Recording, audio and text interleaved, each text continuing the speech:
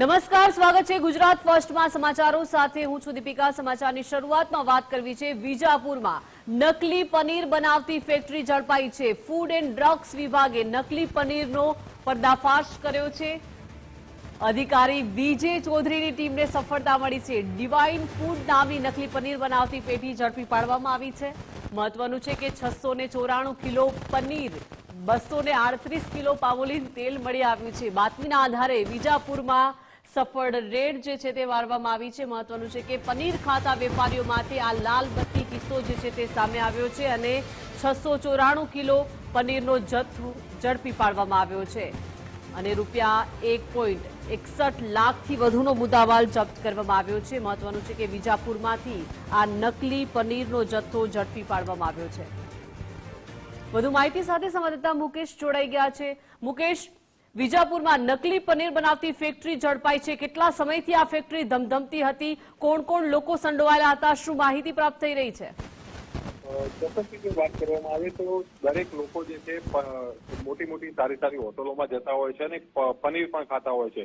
ત્યારે આ જે કિસ્સો છે સૌ કોઈને ચોંકાવનારો છે કે શું જે પનીર ખાઈ રહ્યા છો તે ઓરિજિનલ છે કે ડુપ્લિકેટ।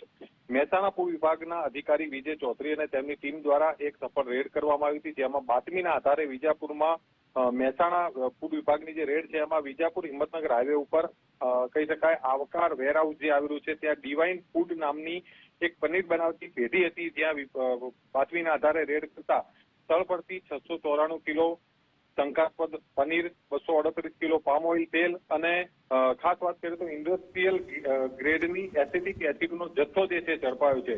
રૂપિયા 1,61,980 રૂપિયાના શંકાસ્પદ પનીરના જથ્થાને હાલમાં ફૂડ વિભાગ દ્વારા સીઝ કરવામાં આવ્યો છે અને ખાસ પૃથક રૂપે લેબમાં મોકલી આપવામાં આવ્યો છે। ત્યારે સવાલ અહીંયા ઉભા થઈ રહ્યા છે કે આ કંપની જે છે ઘણા લાંબા સમયથી એટલે અંદાજે કહી શકાય 5 વર્ષથી વધુ સમયથી આ પ્રકારનું શંકાસ્પદ પનીર જે છે બનાવતા હતા અને લોકોના સ્વાસ્થ્ય સાથે છેડા કરતા હતા। ત્યારે ફૂડ વિભાગે જે છે બાતમીના આધારે રેડ કરીને હાલમાં તો કાર્યવાહી હાથ ધરી છે, પરંતુ અત્યાર સુધી સવાલ એ થઈ રહ્યા છે કે કેટલાય લોકો આ પ્રકારનું શંકાસ્પદ એટલે કે ડુપ્લિકેટ કહી શકાય એ પ્રકારનું શરીરને જે નુકસાન પહોંચાડે એ પ્રકારનું પનીર આરોગી પણ ચૂક્યા હશે।